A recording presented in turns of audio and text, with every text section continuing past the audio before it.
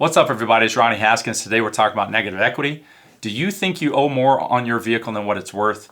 Did you buy a car during the pandemic when the prices were very high and the supply was very low and you had to take a long-term loan in order to afford the payment?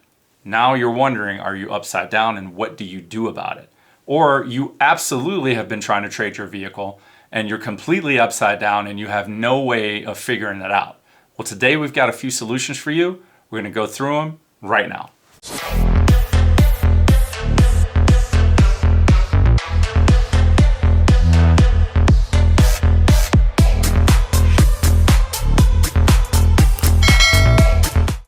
Okay guys, let's talk about the two ways that I know of that you end up upside down in a vehicle. And if you have more fact checkers, put it in the comments below. But here's the two that I know. You either took out a long-term loan on a vehicle with zero down, meaning you put absolutely nothing down, you qualified for the entire loan, including the taxes and the dealer fees, and you financed it over a long period of time.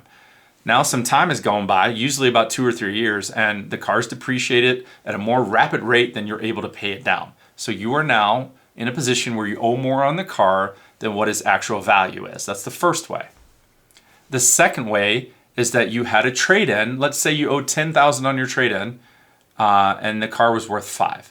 So you carry that other $5,000 over to the new loan, still didn't have any money down, and you still financed that car for a long period of time. A couple of years goes by, now you have an incredible amount of negative equity that's following you in that loan. That's how this happens. All right, guys, now in order for this solution to work, you need two things. You have to be open-minded to leasing a car, and you have to have good credit.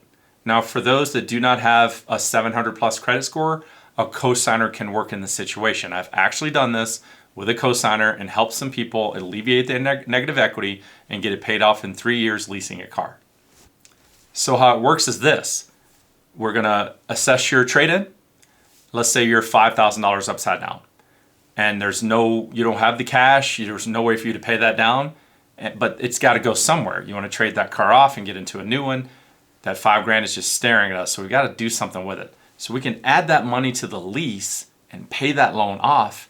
Now you're gonna have one payment for 3 years on this specific car, which will be brand new and under warranty. And now at the end of that term, it'll be wiped out.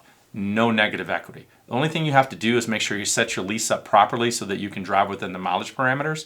And it works whether you're doing 12,000 miles a year, 10,000 miles a year, 15, 20, 30,000 miles a year. This scenario can work on all of these situations to wipe out that debt. All right, guys, now let's look at the screen because I want to show you a specific example of how this can work for you. For this example, we're using a 2024 Subaru Crosstrek Premium. It's about a $31,000 car. So I have that agreed upon value here. And then we have Colorado tax rate in here. The money factor that's available right now is all in here for our calculations. Now, look down here. We have a 39-month lease for 36 months at 12,000 miles a year. That is $426.94 per month. So if you don't have any negative equity and you have zero down and you'd like to lease this car, this is a good example of a reasonable price for that vehicle right now without carrying any negative equity into the loan. Now go back up here with me and we're going to change this to $38,000, right? So now we're going to recalculate and put 39 months back in and see the payment jumps to $643.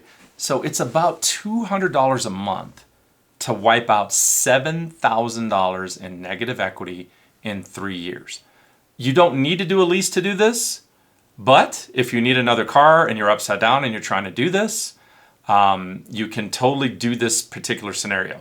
If you don't need to get rid of your car, obviously the thing you might be thinking is, yeah, just make extra payment and pay your loan down. That is totally a way to do it. But if you need to get into a new car or your car's not working out for you anymore and you've got this negative equity, this is probably one of the best ways I've figured out how to help people get out of negative equity and wipe it out in a short period of time.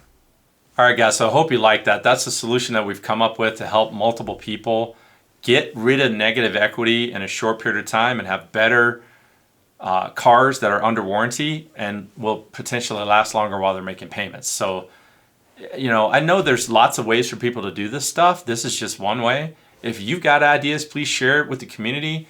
I'm always open-minded to learn new ways as well. this is probably one of the best ways that I've found to wipe out negative equity in a quick period of time.